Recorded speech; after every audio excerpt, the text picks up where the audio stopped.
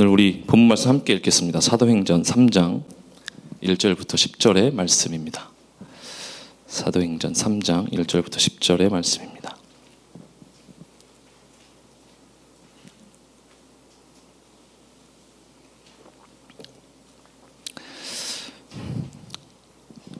짧으니까요. 저희 1절부터 10절까지 함께 읽도록 하겠습니다. 제9시 기도 시간에 베드로와 요한이 성전에 올라갈새 나면서 못 걷게 된 이들 사람들이 메고 오니 이는 성전에 들어가는 사람들에게 구걸하기 위하여 날마다 미문이라 하는 성전문에 두는 자라. 그가 베드로와 요한이 성전에 들어가려 함을 보고 구걸하거늘 베드로가 요한과 더불어 주목하여 이르되 우리를 보라 하니 그가 그들에게 무엇을 얻을까 하여 바라보거늘 베드로가 이르되 은과 금은 내게 없거니와 내게 있는 것을 내게 주노니 나사렛 예수 그리스도의 이름으로 일어나 걸으라 하고 오른손을 잡아 일으키니 발과 발목이 곧 힘을 얻고 뛰어서서 걸으며 그들과 함께 성전으로 들어가면서 걷기도 하고 뛰기도 하며 하나님을 찬송하니 모든 백성이 그 걷는 것과 하나님을 찬송함을 보고 그가 본 성전 미문에 앉아 구걸하던 사람인 줄 알고 그에게 일어난 일로 인하여 심히 놀랍게 여기며 놀라니라. 아멘.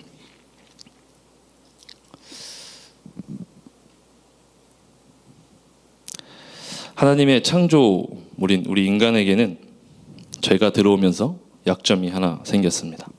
여기 있는 우리 모두에게는 동일한 약점이 있습니다.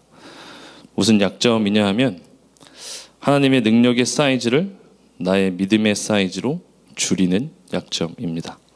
하나님의 능력을 나만큼 제한하는 것이죠. 내가 못하면 하나님도 못하신다라고 생각합니다. 내가 안 믿어지니까 믿음대로 일어나지 않는다라고 생각하는 것이죠. 그것이 우리가 가지고 있는 약점입니다. 우리가 가지고 있는 이 약점을 뛰어넘게 해주시는 분이 있습니다. 그분이 바로 성령님이시죠.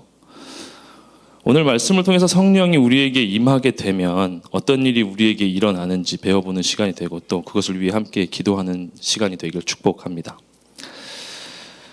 우리가 오늘 사도행전의 본문을 읽었습니다. 사도행전을 읽으면서 가장 중요한 장면 한 가지 꼽으라고 한다면 저는 단연코 사도행전 1장 8절의 말씀을 꼽습니다. 예수님이 성령님을 약속하시는 장면이죠. 제자들에게 1장 8절의 말씀을 함께 읽어보도록 하겠습니다. 함께 읽겠습니다. 오직 성령이 너희에게 임하시면 너희가 권능을 받고 예루살렘과 온 유대와 사마리아와 땅끝까지 이르러 내 증인이 되리라 하시니라. 누가는 사도행전 1장의 이 말씀을 기록함으로써 사도행전의 핵심 내용이 무엇인지 이 글을 읽는 성도들에게 미리 보여줍니다. 다시 말해서 사도행전의 역사의 눈을 어떻게 보아야 하는지 그 지침서 같은 역할을 하는 것이 바로 이 사도행전 1장 8절의 말씀입니다. 성령 강림은 예수님이 약속하신 사건입니다. 예수님께서는 왜 성령님을 약속하셨을까요? 예수님께서는 12명의 제자들을 데리고 3년간의 공생의 사역을 하십니다. 예수님께서는 엄청난 사역을 하셨죠. 죽은 자를 일으키시고 눈먼 자를 눈뜨게 하시고 또 거센 파도 위를 걸으시기도 하고 파도를 잠잠하게도 하십니다. 5,000명을 먹이시기도 하고 귀신 들린 자에게서 귀신을 내쫓으시기도 하십니다. 예수님께서는 이런 엄청난 사역을 하셨죠. 그리고 이 모든 기적 가운데는 제자들이 함께 있었습니다. 기적의 역사들을 모두 목도한 것이죠. 그런데 이 제자들은 부족함이 많이 있었습니다. 이들은 예수님의 기적을 보고 몸소 체험했지만 예수님이 이 땅 가운데 왜 오셨는지에 대해서는 생각하지 못했습니다. 제자들은 예수님이 이스라엘 백성을 로마 사람들로부터 구원해 주실 군사적인 메시아 정도로 생각했습니다. 그래서 예수님의 제자들은 나중에 예수님이 로마 군대를 이스라엘 땅에서 물리치고 왕이 되면 내가 높은 자리에 올라가지 않을까라고 하는 탐욕스러운 마음으로 예수님을 바라봤죠. 그래서 그들이 네가 높으냐 내가 높으냐 서로 싸우는 이유가 거기 있는 것이죠. 예수님을 이용해서 이 땅 가운데 어떻게 하면 내가 높아질까라고 하는 마음이 그들 가운데 있었습니다. 예수님의 제자들 중에 대표적인 인물이 베드로입니다. 베드로는 어떤가요? 베드로는 예수님께서 가장 사랑한 제자입니다. 그런데 이 베드로는 예수님을 3번 부인합니다. 베드로가 어떤 사람이냐 하면 예수님이 6월절 성만찬 중에 이 중에 나를 배신할 제자가 있다라고 이야기하자 베드로가 이렇게 이야기합니다. 마가복음 14장 29절의 말씀인데요. 함께 읽어볼까요? 베드로가 여짜오되 다 버릴지라도 나는 그리하지 않겠나이다. 베드로는 여기 있는 사람들이 다 예수님을 부인하고 버려도 저는 예수님을 버리지 않겠습니다 라고 고백했던 제자가 바로 베드로예요. 그런데 그런 베드로가 얼마 지나지 않아서 예수님을 3번 부인하게 됩니다. 베드로는 어떤 스타일이냐면 단순하고 약간 무식한 스타일입니다. 예수님이 잡히시던 날 밤에 예수님을 잡으러 온 사람의 병사의 귀를 칼로 베기도 하고요. 내가 주님과 함께 죽겠습니다 라고 예수님 앞에 고백하기도 합니다. 그리고 예수님께서 내가 이제 곧 십자가에 달려서 죽고 너희들 떠날 것이다 라고 이야기하자 베드로는 이렇게 얘기해요. 예수님 안 됩니다 라고 예수님께 이야기해요. 그것은 예수님 그러시면 안 돼요가 아니에요. 예수님 제가 지금까지 세상의 부귀와 권세를 위해 예수님을 쫓아왔는데 이렇게 허망하게 끝내시면 안 되죠 라고 하는 메시지가 베드로의 그 말 속에는 담겨 있는 것이죠. 베드로는 또 약간 직진남 같은 스타일이었어요. 앞뒤를 재지 않는 그런 스타일이었습니다. 그래서 예수님에게 그런 직언을 하는 스타일이었습니다. 그래서 예수님께서 베드로에게 이 사탄아 물러가라 라고 이야기하시기도 하죠. 또 다른 예수님의 수제자 요한은 어떤 제자였을까요? 요한은 눈치가 빠르고 베드로보다 눈치가 빠르고 약은 사람이었던 것 같습니다. 앞뒤 좌우를 잘 재는 사람이었어요. 그래서 이 요한이 예수님을 잘 보니까 기적을 행하시기도 하고 병든 자를 고치시기도 하고 5,000명을 먹이시는 일도 일으키시니까 정말 로마 군대를 물리치고 왕이 될 것 같거든요. 자기가 볼 때 예수님이. 그러니까 어떻게 하냐면 자신의 어머니에게 청탁을 종용합니다. 왜냐하면 이 예수님 당시의 유대 사람들에게는 메시아라고 하는 단어는 어떤 의미가 있었냐면 로마 군대로부터 자신들을 해방시킬 군사적인 왕 정도로 생각하고 있었어요. 그러니까 로마 군대를 물리치면 정말 왕이 될 테니까 어머니에게 청탁을 해서 예수님이 그 자리에 올라가면 내 아들을 좌우에 세워주십시오 라고 하는 청탁을 예수님께서 하게 되시는 거죠. 예수님께 하게 되는 거죠. 예수님의 제자들이 이렇게 형편없는 사람들이었습니다. 그런데 예수님은 이런 형편없는 제자들에게 어떻게 복음을 전하는 사명을 맡기고 승천할 수 있었을까요? 제자들이 이렇게 부족하다면 제가 예수님이었다면 인간적인 마음에 그만, 이번 텀은 여기서 그만, 이번 기수 여기서 그만. 자, 다음 기수는 시골 어부가 아니라 좀 잘 배운 엘리트들로 좀 뽑아서 이기는 한번 그렇게 진행해보자. 됐어, 그만, 여기까지. 너희들은 여기까지 끝. 승천 안 해. 이럴 수도 있었을 것 같아요. 승천을 보류하는 거죠. 그런데 예수님은 그대로 제자들에게 맡기고 승천하십니다. 복음이라고 하는 세상에서 가장 귀한 선물을 이 세상에서 가장 연약하고 보잘것없는 제자들의 손에 맡기고 예수님께서 가시는 거죠. 심지어 예수님은 이렇게 이야기합니다. 내가 떠나는 것이 너에게 유익이라 라고 말씀하세요. 예수님이 이렇게까지 말씀하시는 이유는 단 한 가지이죠. 그 이유는 성령님이 오신다라고 하는 거예요. 그래서 예수님은 너희가 모여서 기도하라 라고 말씀하시는 거죠. 그리고 제자들이 다락방에 모여서 기도할 때 성령님이 임하십니다. 그 연약하고 부족한 제자들에게 성령님이 임하자 변하기 시작하는 거죠. 제자들에게 임했던 동일한 성령이 오늘 예배를 드리는, 또 온라인으로 예배를 드리는 우리 견해진리교회 모든 성도들에게 임하기를 축복합니다. 성령이 임하면 형편없던 제자들도 변하게 되는 것이죠. 어떤 변화들이 있을까요? 그 변화들을 알면 우리에게 찾아오는 변화도 우리는 짐작해 볼 수 있습니다. 성령이 우리에게 임하면 우리에게 일어나는 첫 번째 변화는 시선의 변화입니다. 세계관이 변하는 거죠. 세상을 바라보는 눈이 바뀌게 되는 것입니다. 성령님이 우리에게 오기 전에는 나의 개인적인 관점으로 세상을 바라보게 됩니다. 그런데 성령님이 나에게 오시면 하나님의 눈으로 세상을 바라보게 되는 것이죠. 우리 1절의 말씀을 다시 한번 봤으면 좋겠습니다. 1절의 말씀 다 같이 읽겠습니다. 시작. 제9시 기도 시간에 베드로와 요한이 성전에 올라갈새. 1절 말씀에 보면 베드로와 요한이 기도하러 간다고 나와 있습니다. 기도하러 가는 것은 별 특별한 일이 아니에요. 원래 유대인들에게는 하루에 3번씩 정해진 시간에 기도하는 시간이 있었습니다. 아주 오래된 전통이죠. 그래서 다니엘도 포로로 잡혀갔을 때 그 기도 시간을 지켜서 기도했습니다. 예수님 당시에도 경건한 유대인들이나 고넬료 같은 사람들, 그러니까 하나님을 두려워하는 사람들은 이 시간을 신실하게 지키면서 하나님 앞에 기도했습니다. 특별한 것은 이들이 기도하러 간 것이 아니라 베드로와 요한이 함께 기도하러 갔다라고 하는 것이죠. 요한에게는 별명이 하나 있었습니다. 예수님이 지어준 별명이죠. 무슨 별명이냐면 보아너게라고 하는 별명이에요. 이 보아너게는 무슨 뜻일까요? 우레의 아들, 천둥의 아들. 요한이 그런 성격을 가지고 있었어요. 예수님이 지어주신 거죠. 이렇게 보면 요한도 베드로 못지않은 다혈질적인 면이 이 요한 안에, 내면에 있었던 것입니다. 두 사람은 예수님이 가장 아끼는 제자들이었기 때문에 같이 보내는 시간들도 굉장히 많이 있었어요. 그리고 성격도 비슷했기 때문에 둘은 가까워졌을 거예요. 이 둘은 아주 가까웠고 서로에 대해서도 깊은 관심을 가지고 있었어요.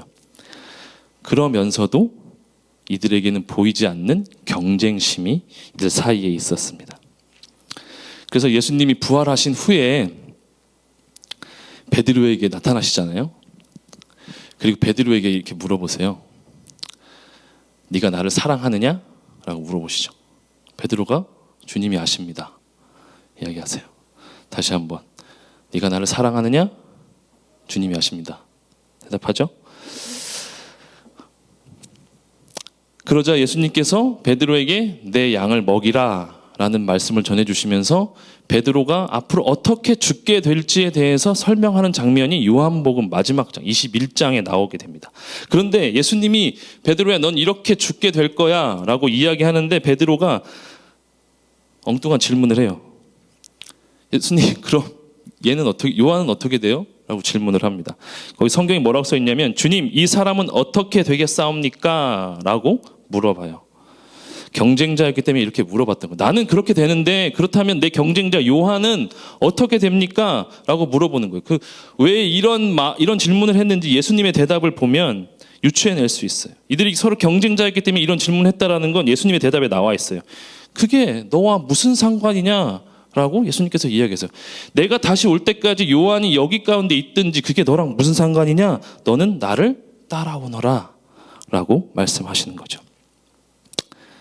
그런데 이랬던 베드로와 요한이 성령이 임하자, 오순절날 성령이 임하자 함께 예수님이 없음에도 불구하고 함께 기도를 하러 가게 되는 거죠. 성령이 임하자 이젠 나의 관점이 아니라 하나님의 관점으로 다른 사람들을 보게 되는 것이죠. 저 사람이 나의 적이 아니라 나의 경쟁자가 아니라 나와 함께 동역하는 동역자다라는 것을 깨닫게 되는 거예요. 박문영 목사님과 저에게 동일한 성령이 임하길 기도합니다. 제가 이걸 설교를 준비하면서 문득 그 생각이 드는 거예요. 그렇다면 박 목사님과 나 둘 중에 누가 베드로일까? 막 이런 생각도 해봤어요. 누가 베드로일까요? 네, 역시 박 목사님이 베드로인 걸로. 네, 그뿐이 아니죠. 베드로와 요한이 세상을 보는 눈이 바뀌자 그동안 보이지 않았던 사람들도 보이게 됩니다. 바로 성전 곁에서 구걸하는 사람이 베드로와 요한의 눈에 보이는 거죠. 성경 말씀에 나오지만 이 구걸하는 사람은 매일매일 그곳에 나와서 사람들에게 구걸했다라고 성경에 나와 있습니다. 누군가 그곳에 메어다 놓고 갔죠. 그리고 구걸을 합니다. 매일 습관처럼 성전 그 미문 곁에서 구걸을 합니다. 그리고 매일 습관적으로 함께 기도하러 갔던 예수님의 제자들도 이 사람을 분명히 보았을 거예요.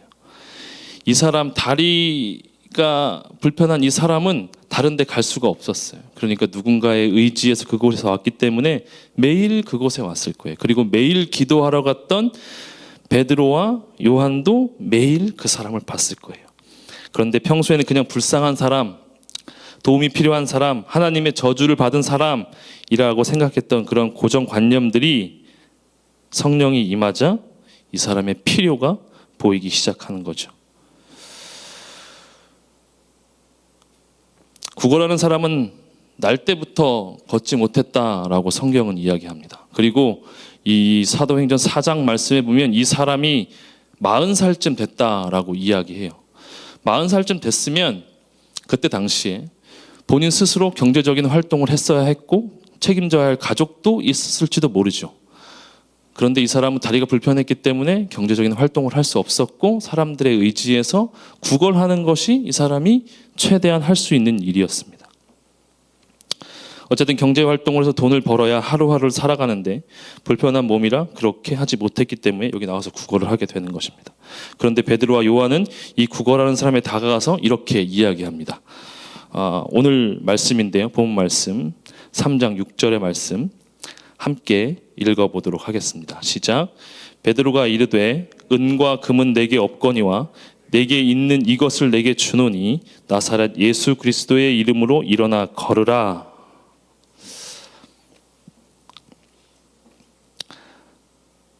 아마도 늘상 사람들로부터 은과 금, 그러니까 물질적인 것들을 제공받던 이 구걸하는 사람은 베드로와 요한이 나에게 은과 금은 없다라고 하는 이 짧은 멘트의 순간에 실망하고 있었을지도 몰라요.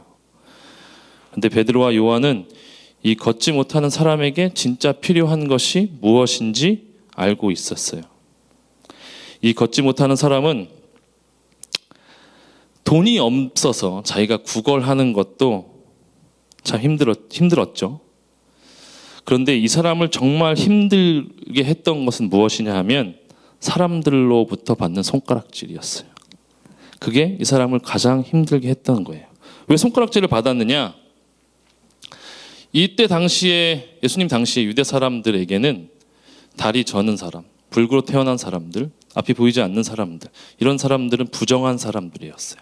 레위기에 그런 말씀이 있어요. 다리 저는 자나 눈먼 자는 부정하다라고 하는 말씀이 나와요. 그리고 사무엘 하 5장의 말씀이었던 것 같아요. 네, 사무엘 하 5장의 말씀에 보면 다리 저는 자나 눈먼 자는 하나님 앞에 가서 예물을 드리지 못한다라고 나와요. 부정하기 때문에. 그래요. 그러니까 이 사람은 저주받은 인생인 거죠. 그들의 시선으로 볼 때. 그러니까 이 사람은 자신의 불편한 다리보다도 사람들의 그런 시선이 더 힘들었던 사람이에요. 그러니까 이 사람에게는 진짜 필요한 건 무엇이냐면 자선을 베풀어 주는 것이 아니라 마비된 다리를 고쳐주는 것이 이게 사람에게 진짜 필요한 것이죠. 그리고 베드로와 요한은 이 사람의 그런 필요를 볼 수 있게 된 것입니다. 성령이 충만하니까 마음에 사랑과 자비 같은 성령의 열매가 맺히게 되는 거죠. 청교도 신학자이면서 설교자였던 조나단 에드워즈의 말을 빌려서 표현하자면 참된 성령은 사랑의 영으로 역사한다라고 조나단 에드워즈는 이야기합니다. 그래서 바울은 갈라디아서에서 성령의 열매 가운데 사랑과 자비와 양선을 말하고 있는 것이죠. 이들의 마음에 성령이 충만하니까 사랑의 마음으로 걷지 못하는 사람의 필요를 볼 수 있게 되는 것입니다. 저와 또 온라인으로 예배드리는 모든 성도님들 마음 가운데 이런 사랑의 영이 역사하는 오늘이 되길 축복합니다. 그렇다면 베드로와 요한은 이런 사랑의 마음이 성령이 충만해지니까 사랑의 열매가 마음에 맺히긴 했어요. 그런데 이 사람의 필요를 채워줄 수 있었을까요? 그런 능력이 이들에게 임했을까요? 베드로와 요한에게? 성령이 우리에게 임하게 되면 우리에게 일어나는 두 번째 변화는 능력이 우리에게 생긴다라고 하는 것입니다. 예수님이 붙잡히시고 십자가에 달려 돌아가시자 예수님의 제자들은 다 낙심해요. 내가 믿었던 사람이 허망하게 십자가에 돌아가시자 낙심하고 다 각자 고향으로 흩어집니다. 예수님을 부인하고 도망가기도 하고 본업으로 어부의 길을 가기 위해 다시 고향에 가는 제자들도 있었어요. 그런데 이런 제자들에게 예수님이 부활하시고 성령이 임하자 다시 믿음이 생기기 시작하고 손을 내밀어요. 그리고 뭐라고 이야기하냐면 예수의 이름으로 걸어라 라고 이야기하는 거죠. 예수님 때문에 낭망했던 자들이 성령이 임하자 예수의 이름으로 사람을 치유하고 그들을 일으키는 거죠. 이들에게는 분명히 능력이 생긴 겁니다. 그리고 그 믿음대로 능력이 나타나서 걷지 못한 사람이 걷게 되죠. 일어나서. 그러면서 성전을 뛰어다니면서 하나님을 찬양해요. 이들에게 성령이 임하자, 제자들에게 성령이 임하자 이들은 능력을 갖게 돼요. 그런데 그 성령이 다른 사람에게 임하자 어떻게 되냐면 하나님으로부터 저주받은 인생이라고 늘 하나님을 원망하며 살았던 이 40살 된 걷지 못하는 자가 성령이 임해서 걷게 되자 베드로와 요한을 찬양하는 것이 아니었어요. 이 사람은 하나님을 찬양하고 성령의 임재를 찬양하게 됩니다.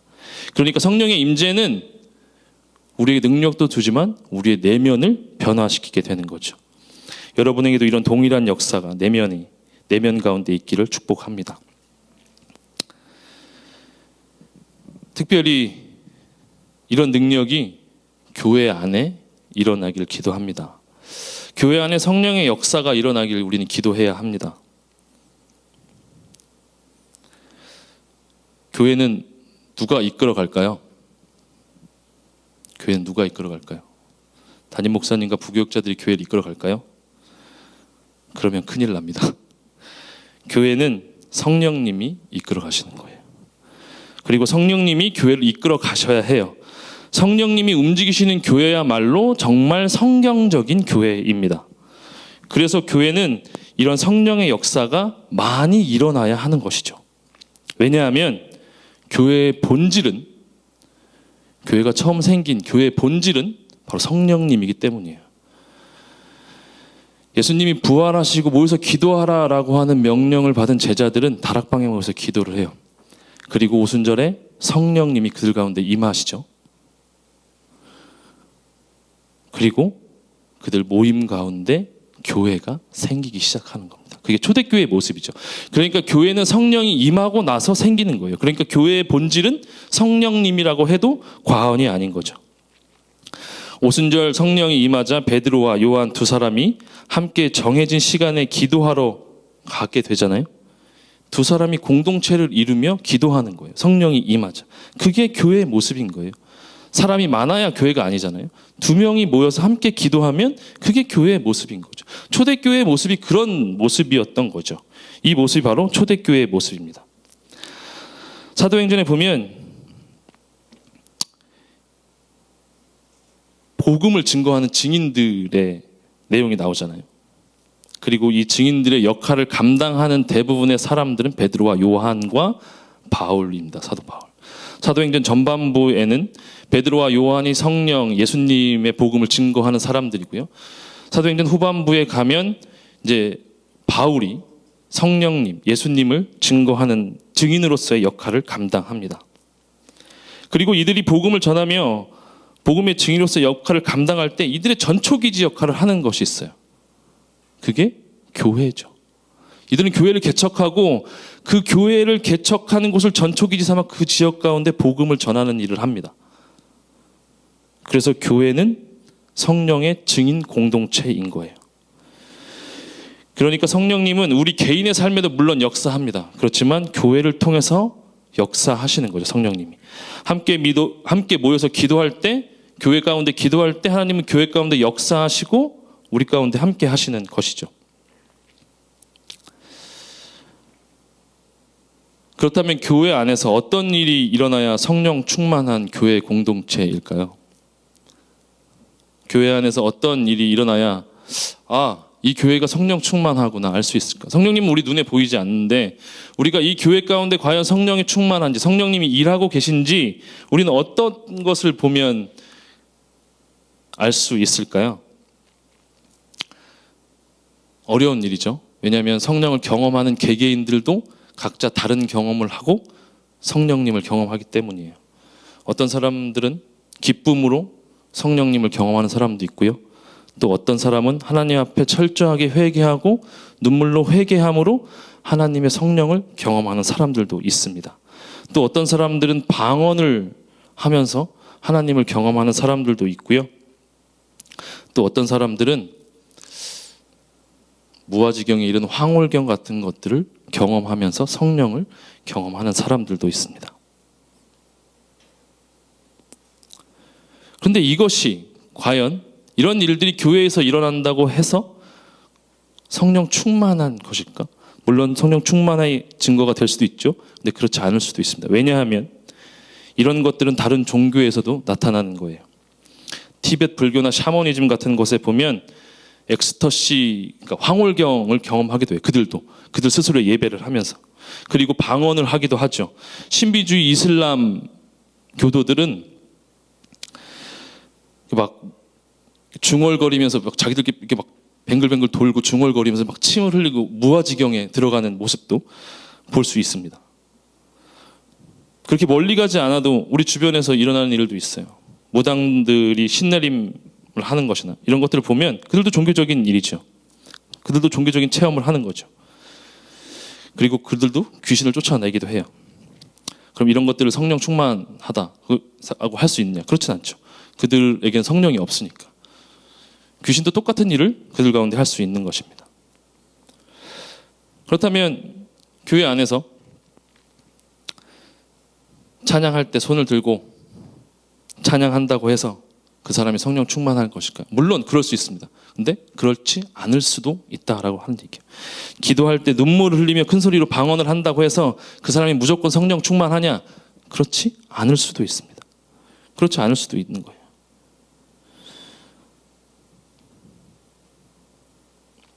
그럼 어떻게 그 교회 가운데 성령님이 역사하시고 성령 충만하냐 알 수 있을까?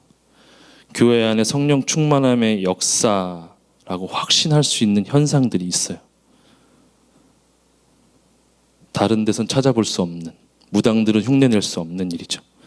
진짜 성령이 충만한 교회 안에서는요, 회복과 치유와 용서와 화해가 일어나는 거예요. 그게 성령이 역사하시는 겁니다. 교회 가운데. 우리 구원의 진리교회를 통해서 그런 역사들이 일어나길 기도합니다. 그리고 축복합니다. 우리 교환의 진리교회 예배를 통해서, 그리고 기도를 통해서, 중보기도를 통해서, 성령의 역사를 통해서 불치의 병이 낫기도 하고, 암이 낫기도 하고, 영이 죽었던 사람의 영이 회복되고, 다 죽어가던 회사가 다시 일어나고, 영적인 눈이 멀었던 사람이 다시 영적인 눈을 뜨는 그런 일들이 성령 충만함을 통해 이 교회 가운데 일어나길 축복합니다. 그런데 가장 위대한 성령의 기적은 병이 낫고 홍해가 갈라지는 게 아니에요. 성령의 가장 위대한 기적은 바로 용서하고 사랑하는 것입니다. 우리가 늘상 용서하고 사랑한다고 말하기 때문에 이것이 성령의 역사인지 우리가 잘 느끼지 못하지만 성령의 역사 없이는 내가 죽도록 미워하는 사람을 용서할 수는 없어요. 인간의 마음으로. 교회 안에서 원수가 친구가 되는 것이 성령의 역사입니다. 예배를 통해서 이혼의 위기에 있던 가정이 다시 회복하고 연합하는 것이 성령의 역사인 것이죠. 부모와 자녀가 깨졌던 관계가 다시 사랑으로 회복하는 것이 성령의 역사인 거예요. 내가 내 힘으로는 도저히 용서할 수 없는 사람을 예배를 통해서 용서할 수 있는 것, 그것이 진짜 성령의 역사인 거죠. 죄인으로 인해 하나님과의 관계가 깨졌던 그 관계가 예수님의 보혈로 회복되는 것, 이것이 성령의 역사인 것이죠. 그런 기적들이 이 교회 안에, 그리고 한국 교회 안에 일어나길 축복합니다. 이런 회복과 치유와 용서와 사랑이 교회 안에는 넘쳐나야 되는 거예요. 우리가 또 하나, 우리 교회 가운데 성령이 충만할 때 경험할 수 있는 또 하나는 고난 속에서 복음을 전하는 것입니다. 성령의 임재를 통해서 초대교회가 생겼잖아요. 오순절 다락방에 성령이 임하시면서 그들이 모여서 기도하기 시작하고 그게 초대교회의 모습이에요. 그리고 그들이 흩어졌지만 둘셋씩 모여서 기도하기 시작했고 그것이 교회가 되는 겁니다. 이게 초대교회의 모습이에요. 그런데 초대교회의 특징 중에 하나는 많은 핍박과 고난을 받았다는 거죠. 베드로와 요한이 걷지 못하는 자를 성령의 능력으로 일으키자 많은 사람들이 몰려들었어요. 베드로와 요한에게. 어쩔 수 없이 베드로는 이 사람들에게 그 상황을 설명할 수밖에 없었습니다. 그런데 베드로가 그 상황 가운데 이것을 복음을 증거하는 계기로 삼아야겠다라고 하고 복음을 전하기 시작해요. 그들 가운데 예수의 이야기를 하고 그들이 가장 싫어하는 부활에 대한 이야기를 그들 가운데 전하게 됩니다. 왜 그들은 부활에 대한 이야기를 싫어할까요?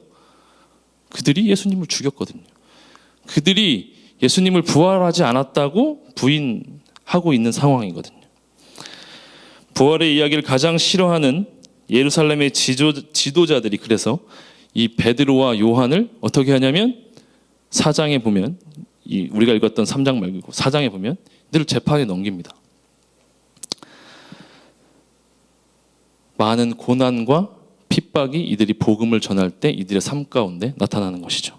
다행히도 재판에서 이들은 풀려나게 돼요. 왜냐하면 그들도 어떻게 정의할 수 없었거든요. 예수님의 부활에 대해서. 그래서 이들 다행히 풀려납니다. 이들은 초대교회를 향한 이런 핍박과 고난으로 두려워했어요. 근데 이들이 베드로와 요한이 풀려나서 초대교회 멤버들과 함께 모여서 기도를 합니다. 기도를 하는데 이렇게 기도해요. 우리 4장 29절의 말씀을 함께 보도록 하겠습니다.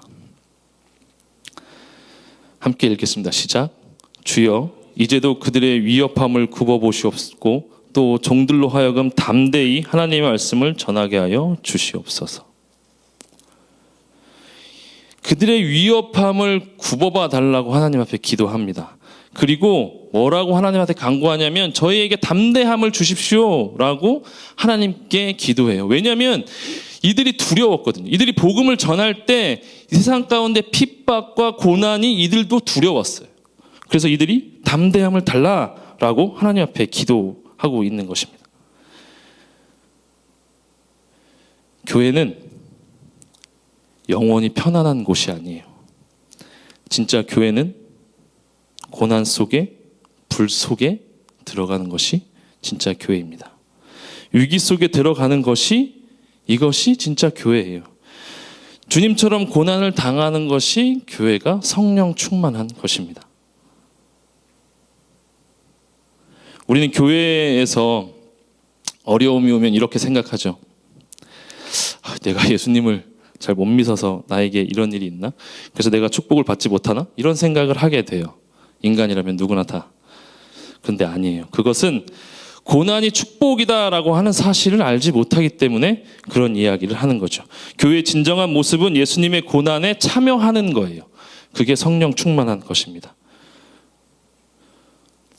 우리 그 안의 진리교회에 뜻하지 않은 2주간의 시간이 주어졌습니다.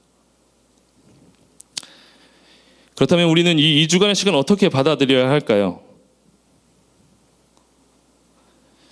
내가 예수님을 잘 못 믿었나 봐. 그래서 축복을 못 받나? 이렇게 생각을 해야 될까요? 아니면 각자의 목소리를 내면서 왜 이런 일이 벌어졌는지, 이걸 어떻게 수습해야 하는지 뭐 네 탓하고 내 탓하고 각자의 목소리를 내면서 2주간을 있어야 할까요? 그렇지 않죠. 이 시간을 기도에 힘쓰고 성령을 사모하는 시간이 되어야 하는 것이죠. 왜냐하면 이 시간이 성령 충만한 시간이니까, 교회에 찾아온 고난과 위기의 순간이 바로 성령 충만한 시간이니까 우리는 이 시간에 성령님을 사모하고 예수님을 바라보고 우리의 마음을 하나로 모아서 하나님 앞에 기도해야 하는 시간이 되어야 하는 거예요. 교회를 위해서 기도해야 하는 시간이 되는 거죠. 2주의 시간, 우리는 무엇을 할 것인가는 우리의 결단에 달려 있습니다. 진짜 교회는 예수님의 고난을 닮은 교회가 진짜 교회인 거예요. 우리는 교회의 성령 충만함을 위해서 기도해야 합니다. 교회의 성령 충만은 우리 공동체 일원들의 성령 충만함이 교회의 성령 충만함인 거예요. 뭐 앞에 있는 저의 성령 충만함이 교회의 성령 충만함인가요? 그렇지 않죠. 우리 공동체, 이 교회 구성원들의 성령 충만함이 교회의 성령 충만함인 거예요. 우리가 함께 모이지 못하지만 각자의 자리에서 한 마음으로 성령을 구하고 예배의 회복을 위해서 함께 기도할 때 우린 성령 충만해지는 것입니다. 그것이 그리고 그 안에 진리교회의 성령 충만함인 거예요. 이 사실을 잊지 않는 저와 여러분들이 되시길 축복합니다. 그리고 교회가 성령 충만하면 우리 각자의 삶의 자리에서도 그 능력이 나타나는 거예요. 왜냐하면 교회가 성령 충만한 건 각자 구성원들이 성령 충만한 거거든요. 그러니까 삶의 각자의 자리에서 성령 충만함의 역사가 일어나는 것이죠. 그리고 그렇게 우리 각자 삶의 자리에 성령 충만함의 능력이 나타나면 어떻게 될까요? 어떻게 될까요? 오늘 말씀의 마지막에 읽었던 것처럼 우리의 자리에 나타난 능력들을 보고 사람들이 교회를 비방하는 것이 아니라 놀랍게 여기는 거예요. 앉았던 걷지 못한 사람들이 일으켰을 때 그들이 놀랍게 여겼던 것처럼 우리가 각자의 자리에 성령 충만함으로 역사가 일어난다면 그것들을 보는 사람들, 세상 사람들은 그것을 보면서 놀라게 되는 것이죠. 요즘 코로나 때문에 교회가 사람들로부터 많은 손가락질을 받습니다. 그것을 모면하기 위해 우리는 무엇을 해야 될까요? 모면해야 된다는 표현은 좀 그렇지만 그것으로부터 자유로워지기 위해서는 무엇을 해야 할까요? 성령 충만함이죠. 다른 건 없습니다. 성령 충만함이 그들을 놀라게 하고 그들의 시선을 바꾸게 되는 거예요. 오늘 각자의 자리에서 그런 성령님의 역사가 있길 축복합니다. 함께 기도하겠습니다. 우리 함께 찬양 한 곡 하고 함께 기도했으면 좋겠습니다. 우리 함께 기도해 찬양 한 곡 하고 함께 기도하는 시간을 좀 가졌으면 좋겠습니다.